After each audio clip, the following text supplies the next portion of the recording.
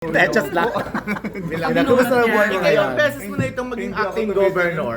Maraming beses na po. Every time wala ang governor, so siyempre, si Vice Gov ang OIC, siya ang acting governor. Pero kumusta ang buhay politika? Okay naman po, masaya, pero nakakapagod, pero masaya, fulfilling. Anong Mahirap. pinakamahirap? Pinakamahirap? Pinakamahirap yung minsan pupunta sa iyo ang tao, pero minsan sa sobrang dami, hindi maiwasan minsan na Yung nakakapagbigay ka, matatanggihan. pero dahil limited ang resources, hindi mo mabibigay yung gusto mong ibigay lahat. Lalo ngayon, syempre, hindi rin naman ako pwedeng tatrabaho sa showbiz ng full time. So, ako po kasi yung tipo na tao, hindi ko naman pwedeng kunin ng pera ng gobyerno para ibigay sa tao. Alam mo yan. So, yun yung mga ganun. And syempre, ako yung parang politiko sa amin na punong-puno ako ng invitations. Hindi mo like no isang araw, pati basketball sa isang barangay. Ang request nila, makapag-basketball ako. So, ginagawa ko basta kaya ng oras. Saang barangay yon? Saang bayan? Pinamalayan, sa bayan ko din. Ito yung katabi ng Pola. Katabi na, ang Pinamalayan Pola, magkatabing bayan.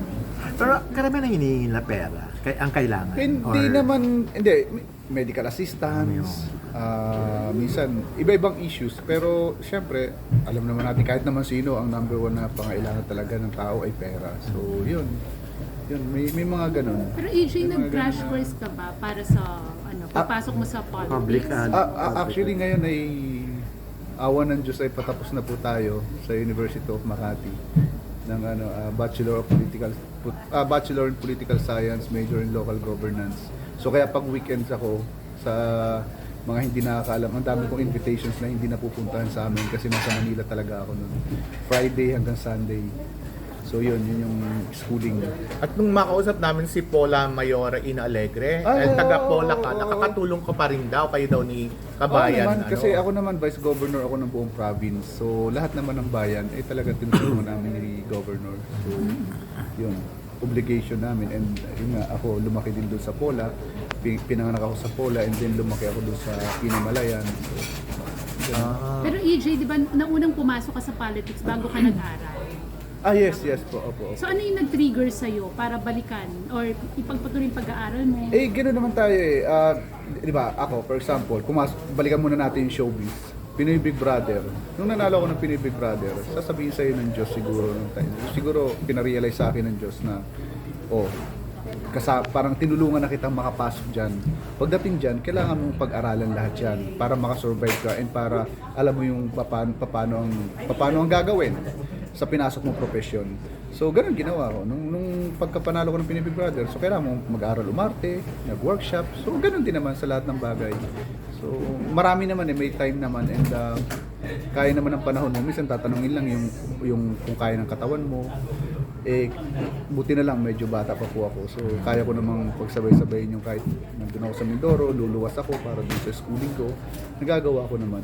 And ang hirap naman kasi na nandun ka na. Ako kasi naniniwala ko na hindi naman natatapos yung pag-aaral eh. Parang everyday ng buhay mo, ang dami mo natututunan. And doon sa probinsya namin, ang dami kong natutunan and yung mga mentor ko rin doon. So nakakatulong din sa akin. Pero iba pa rin yung pupunta ka doon sa eskwelahan. Si Kailan ka Jan, nag-start ng schooling? Ay, matagal na po. Matagal na. Mga ilang taon na? Natigil dahil may pandemya or what? Hindi po, ito nung pagkapanalo ko po, siguro mga kailan lang sinunod? magto 2 years na. Oo. Magto 2 years. Mas gamay And mo po, na ngayon. special Na-enjoy mo course na po siya. ito. Ano po? Gamay mo na ngayon yung public service. Opo. Na-enjoy mo na siya. Feeling mo na-enjoy linya na. mo talaga politics. Nandito na ako eh. So binigay ng tao yung nagsabi sa akin. So malamang hindi ko talagang binigay sa akin. Hindi ko naman kasi pinilit yung sarili ko para dito.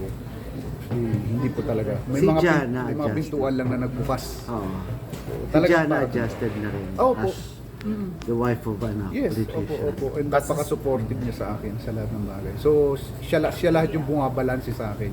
Kasi, di ba, like, last year, nag-taping pa ako, di ba? Or this year, nakapag-taping pa ako. So, iba-iba yun eh. I mean, iba-ibang parang characters, iba-ibang persona yung nangyari sa akin. So, pag uwi ko sa bahay, may isa talagang bumabalanse sa akin. And very thankful ako na naiintindihan niya lahat yun. AJ, bukod sa pagiging Vice Gov, meron ka bang ambition or dreams to go higher pa? One at a time. Kasi sabi ko nga, yan, masarap mangarap pero wag nating pinipilit at kung natin minamadali lahat ng bagay. So, ano naman parang ganun, di ba? Pag artista ka, ganun din sa lahat ng bagay naman. Pag artista ka, gusto mo magiging best actor ka, Level up. gusto mo mag-level up, gusto mo mas mature yung roles, di ba? From dating ikaw ay para kang pakit-pakit, wholesome, gusto mo naman parang action na sexy na gusto mo gray character. So parang ganun din. Balik ako doon sa politics. Ganun din naman. Ganun din kasi ang sarap din kasi nung alam mo mas may magagawa ka sa ganitong profesyon, so mas may magagawa ka doon. So pinag-iisipan mo na pwedeng yes. sa Congress ka natatakbo. Lahat ng bagay po pinag-iisipan ko kahit lahat naman intrigero kami mga naririnig. May galit na ako, may kaibigan kayo sa probinsya namin. Pero may mga narinig kayo. Pero after matigas, walang matigas na tinapay na police, may next project ka na ba? Actually may mga inquiries sa akin, GMA and ABS.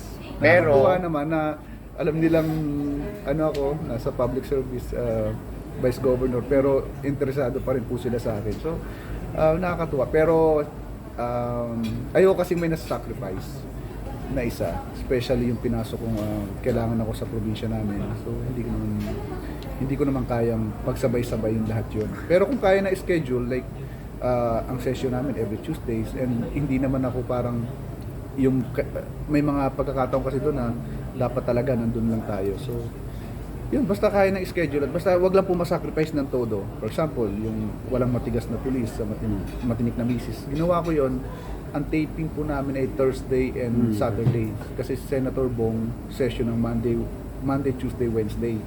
Ang session ko sa Mindoro Tuesday. So, parang nagkatugma-tugma naman yung schedule.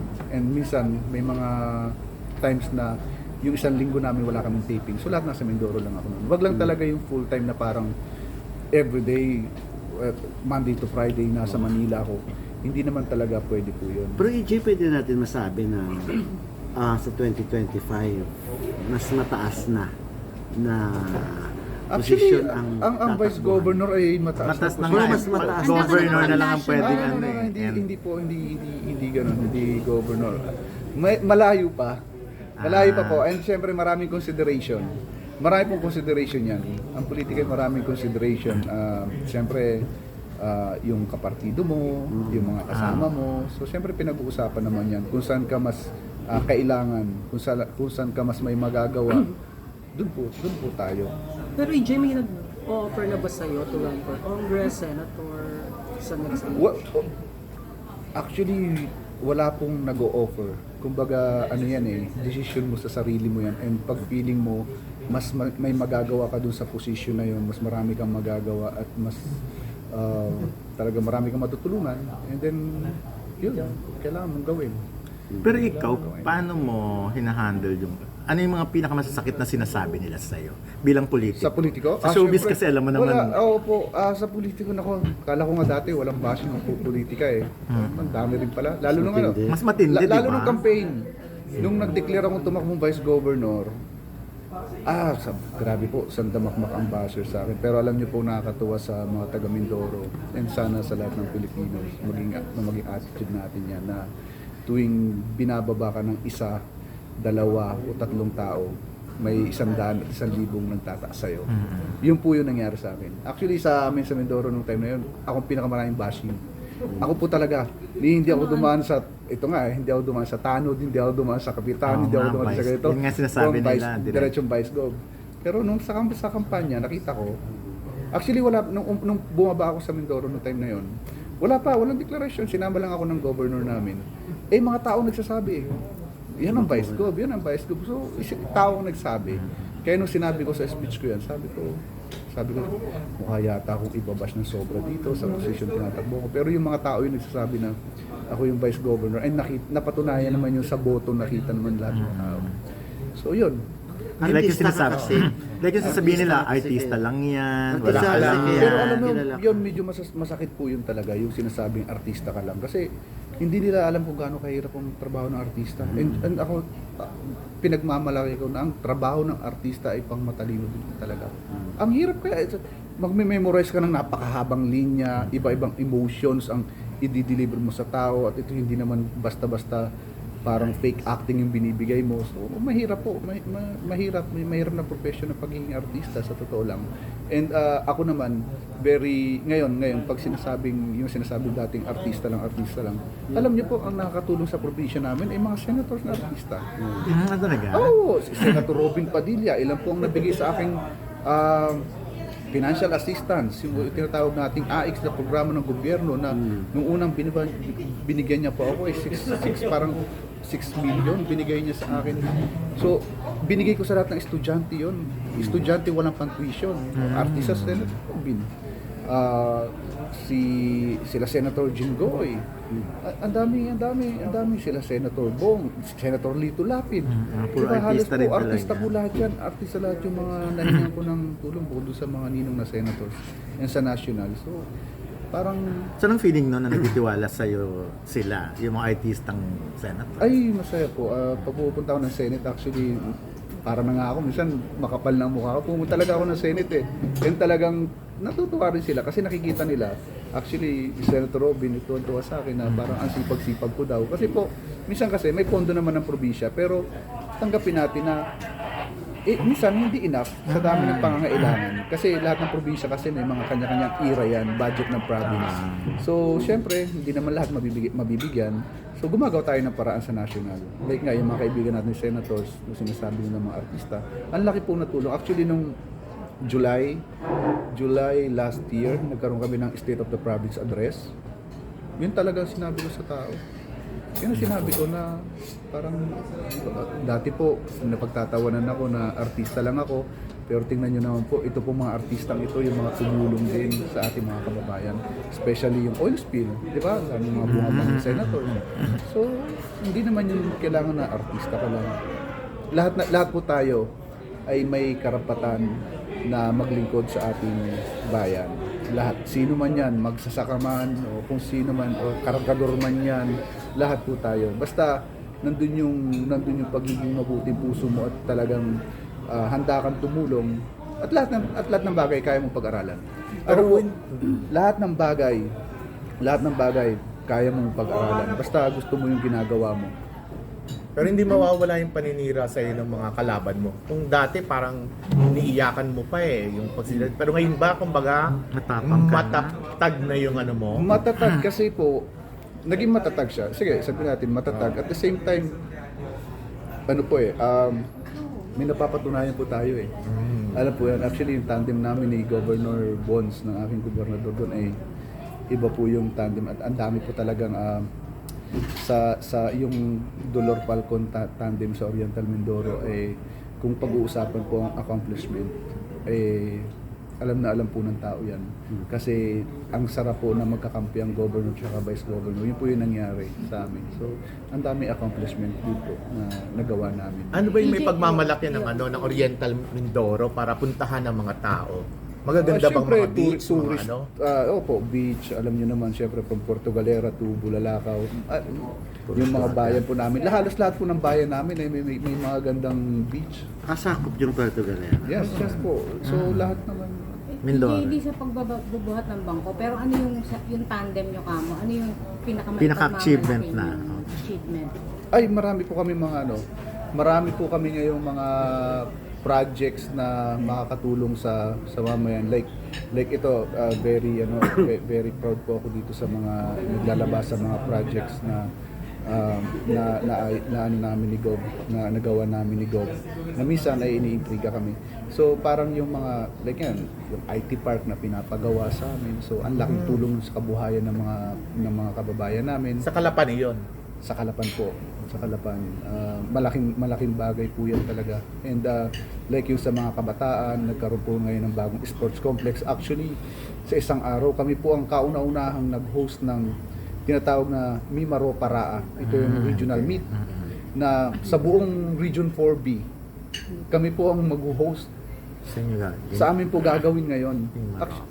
Opo. Kailan? Ito po yung first time sa administrasyon namin ni Gov na kami ay mag-host ng Mimaro Paraa. Kaya yung pinaghahandaan namin ngayon Ito po sa 25 na po. So lahat ng mga, kasi yung pong kampanya ko mga kabataan, mga sports. So ngayon nandun lahat sila, lahat ng mga manlalaro ng Mimaro Paraa. Pero Pero- sa amin. Pero EJ, paano ka umiiwas sa mga tukso sa politics? Ano ba yung tukso sa politics? Kasi celebrate nyo lang ng first anniversary ba? Opo, sa ano, nakapag ano naman kami, Oo. nakatakas ng konti, nakapag out of the country, Oo. hindi naman nakatakas, parang Ah. nabigyan ng sarili ng time, nabigyan ng mga sarili namin ng panahon para makapag-celebrate. Baby. Napaghanda na ninyo mag-baby. May time ba Na, na gumawa ng baby? oh, may time naman po. Ang Siyempre. Oo, may time. Minsan lang kasi nasa isang location nga. What do you mean? Expound. Ano yung isang location Nasa nga? isang location na lang kasi. Kung saan... Nasa Mindoro ka na lang eh. Diba? So, nasa Mindoro lang yung Akala ko sa location. kusina. Kaya, kala ko mamadali ka dahil meron ng mga... may mga lakad na. Oo, nandun lang sa isang location. Ang romantic nga dun. Oo, Mindoro. Parang Mindoro. Kaya anak Pero anak na AJ, Mindoro boy. in fairness to you, kahit nag-showbiz ka, nag-politics ka, parang wala kang image na unfaithful. Parang si Jana lang from the start. Wala po. Wala ba? Ah, wala. Wala naman. Simula- Jerry, wala ba? Simula nung naging kami. Naku, Pero kaya bago Clinton. Marami before. Bago siya. Wala rin. Kayo, naku, Maraming wala. na link. May mga nalink. Part ng ano yun, part ng, alam mo na, pagbibinata yun. Pero nung tayo po ay talaga nag-settle down na. Ano yun? Talagang takot ka ba? Or ano? Hindi paano naman, yun? well, una, takot ka sa taas. And parang ang ganda ng nangyayari sa buhay mo. Bibigyan mo pa ng stress na, ano ba yun? Parang napaka-blessed mo na. So, dapat pagpasalamat mo na yun. And napaka-bait naman po ng aking asawa doon. So, Pero ano? Kay Manelo, nagkita pa. Adarna. Nag-usap ba kay Eva? ay, hindi na po. Matagal na. Talaga? Wala nang Actually, mga ganun. after ng show namin. Wala. Wala na po. Wala. Pero EJ, May kanya-kanyang buhay na. sabi mo kanina, mahirap maging artista. Mm. So, anong... Ano mahirap maging artista po? Di sabi mo kanina, mahirap maging artista, parang challenging kasi kailangan maging matalino. So, ano ka mas nahirapan, maging artista o maging politiko? Well, magkaiba po kasi yan. Nung pumasok kasi ako sa pagiging artista, is in totally galing akong probinsya, mas bata, mas alam mo yun, iba-ibang daming kakulangan pag bata tayo. 18 years old ako. So hindi pa ako sanay sa sabihin natin sa totoong buhay sa mundo, parang ganun. Nung pumasok ako sa mas mahirap yon. Mas mahirap po talaga yon. Ang daming adjustments. Nung sa politics naman, 32 years old na ako. And very proud naman ako very proud ako na sabihin sa inyo na miniature ako ng showbiz. So, Nag-compliment. pagpunta ko na ng politics, alam mo, mabilis ka na mag-adapt, alam mo na kung paano i-handle, paano i-manage, parang ganun yung nangyayari. Nung from province to Pinoy Big Brother to pagiging artista, ang hirap talaga. Hirap na hirap talaga ako noon. Ultimong pati passion ko, alam mo, na-blind item. Ikaw yata nag-blind item sa akin, paulit-ulit ako ng shorts. Ano ba yan? Kung makaturo ka, hindi totoo yan. Hindi ako. Baka ito yan. Hindi ako. Hindi ako. Kayong tatlo lang. Oo, Ay, pero- kayong tatlo lang ang kilala dyan. Tumigil ka. Alam mo, Jerry Olea. sinusupport ka namin, matindi support namin. Ako na. Jerry Wala Olea. ka bang TV. Supporter mo na ako. Wala ka Jerry bang Olea, TV. Dodon Serrino, and Gordon Rula. Yan tatlong yan ang mahilig. Pero ang paborito mo nun ay Leo Bukas, kababayan nawala. mo. Oh. Ito yun. Nag-workshop kami sa ABS-CBN every Monday. Sa confrontation ito. Monday. Kasi sabi ko ng born winner ka eh. Lagi na blind item ako nung una. Tapos pinangalanan na rin na parang ako daw ay paulit-ulit ng short na sinusuot. Ngayon ko lang narinig yan. Kaya nga, never heard. Pero pinanganak ang winner, Kaya no? mag-alala, hindi ko kayo ibaban sa Mindoro. Hindi kayo ibaban. Kaibigan si Mayora Ina. Nagugulit nga kami. Pero My saan ka mas... God. saan ka Persona mas ng grata na kami. Bye, Vice Gov. EJ, saan ka mas na-hurt? Yung sinasabi dati na banu kang umarte o pumasok ka sa politika na wala kang alam. Banu ka umarte. Siguro yung nung una, sabi ko nga, mas nahihirapan akong i-handle nung bata-bata pa ako. So yung Bano Umarte, yun yung bata-bata pa ako. Ngayon kasi, actually, hindi naman pumasok sa politika ng walang alam. Yun talaga walang katotohanan yun. Sa totoo lang po, nung ako'y bago pa ako tumakbo, syempre, ang daming paraan para makapag-aral. Sa totoo lang po, ang dami. Ang swerte namin ngayon, ang swerte ng mga bagong generation ngayon, pagbukas mo ng Google, Marami andun na pwede natin. mag-aaral.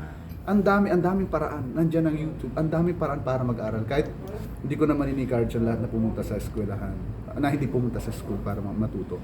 I mean, kahit nasa bahay ka, pwede ka matuto. Bago ka matulog, ang daming pwedeng basahin. Ang daming nabibiling libro. So, hindi naman po... Hindi. Mas nahirapan akong i-handle yung dati. Yung sinasabi Mas nila na-hurt ka? Oo, mas na-hurt talaga ako nun. Kasi parang, di ba? Parang... Pero nagpapalit ka naman ng shorts noon. At that Ngayon ko time, lang at that narinig time, yan. si E.J. Falcon ay punong-puno na insecurities.